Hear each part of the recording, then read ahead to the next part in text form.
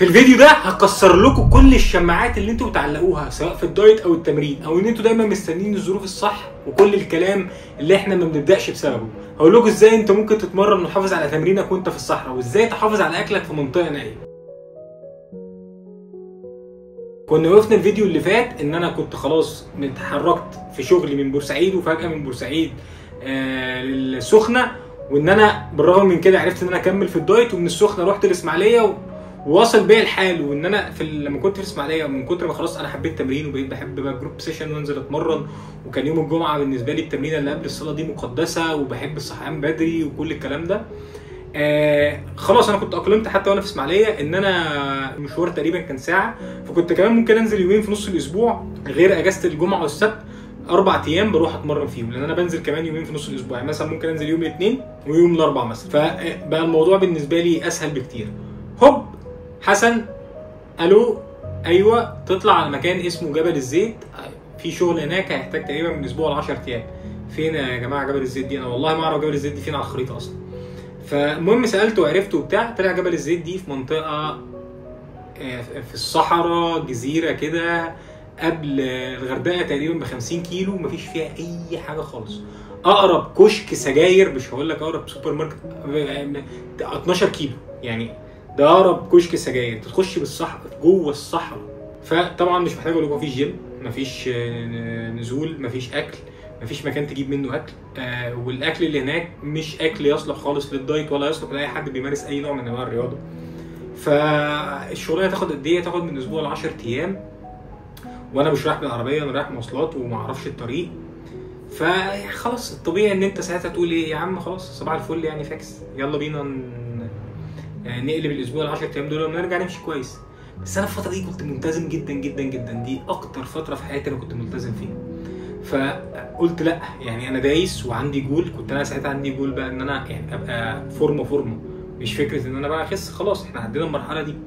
فانا عندي جول، والجول ده هوصل له تحت اي صوره من الصور.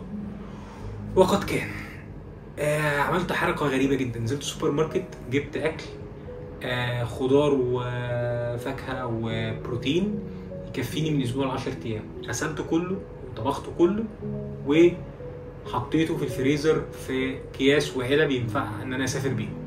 ايوه عملت كده. كان الكربوهيدرات بتاعي بطاطا، وكانت البروتين بتاعي فراخ ولحمه، وكان معايا فاكهه زي التفاح، وكان معايا مكسرات، وكان معايا السبلمنتس بتاعتي الواي بروتين والمالتي فيتامينز وكل حاجه، حتى الكرياتين، كل حاجه كانت معايا. طب حلو انا كده ظبطت حوار الاكل.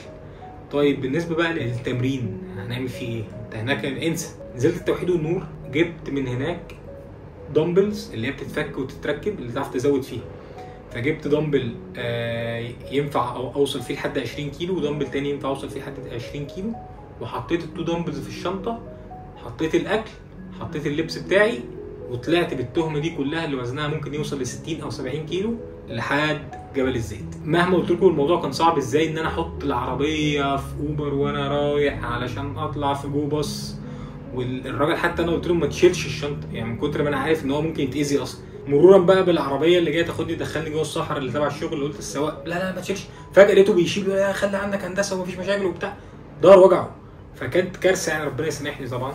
اول ما رحت هناك قلت لهم انا عايز بس كرفان، احنا بنقعد في كرفانات كده زي في المعسكر ده، يبقى فيه ثلاجه عشان انا معايا اكل هيبوظ ولازم احطه في الثلاجه وكده.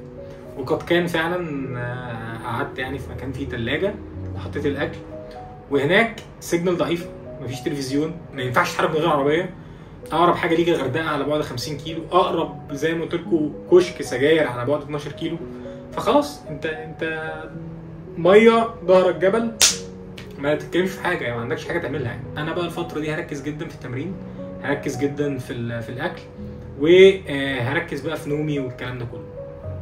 انا عايز اقول لكم ان انا كنت بنام من الملل الساعه 7:30 8، بصحى قبل الفجر، مش هقول لكم بصحى اصلي الفجر، بصحى قبل الفجر تمام، بهدوء خالص، اشرب قهوتي، اخش الحمام، اصلي، ابتدي ان انا اتمرن. وكنت كويس جدا في التمرين في الفتره دي، وكنت باخد راحتي في التمرين وفي الاسترتشز وكل حاجه. اخلص افطر وتبقى الساعه لسه 7:30، لسه هنبتدي نشتغل. اخلص 3:30 4، من 4 ل7 من كتر الفراغ كنت بجري، انط حبل، كنت واخد معايا حبل من القاهره، مفيش حاجه بعملها.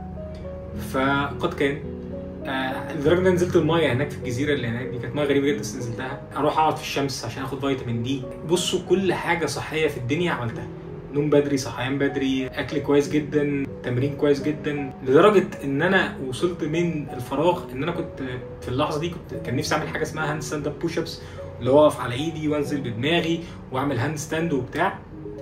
انا خرجت من السفريه دي بعرف اعمل هاند ستاند اب بوش ابس، قعدت اقع واقوم فراغ بقى واحاول، ومره واتنين، مع اني بقالي 3 سنين بحاول ان اعملها ومش عارف اعملها. ورجعت فعلا الناس خضت، ايه ده حسب بقى امتى بيعمل هاند ستاند اب بوش ابس، ده كان مسافر اصلا وما فيش تمرين هناك في الصحراء.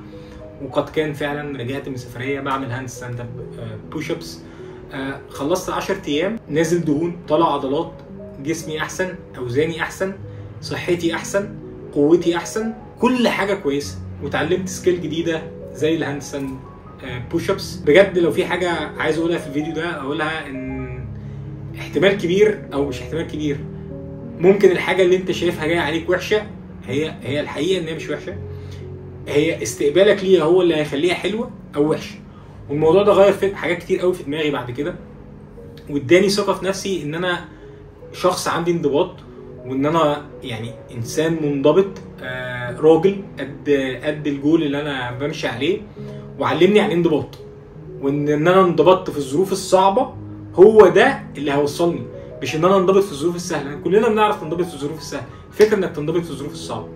فحته بقى الشماعات والكلام دي كلها، كل الكلام ده مش هيوصلك لحاجه، لان انت عمر ما الدنيا هتيجي لابسه فستان حلو وتقول لك يلا انا جاهزه، يلا بقى نعمل دايت، يلا بقى نظبط اكلنا. مش هيحصل. انت لازم تدوس على نفسك، لازم تجبر نفسك ان انت في الاوقات الصعبه ان انت تحط بدل الايفورت 100 ايفورت، علشان هو ده اللي في الاخر هيبقى المكافاه بتاعتك. وانت معلكش غير ان انت تسعى في الفترات دي. شكرا ليكم ان انتوا وصلتوا لحد هنا، ما تنسوش تعملوا لايك وسبسكرايب لان ده مهم جدا ان انا اكمل. وزي ما قلت لكم انا عندي انضباط ناحيه الحاجه، فزقوني ان انا انضبط فعلا يعني. شكرا ليكم، سلام.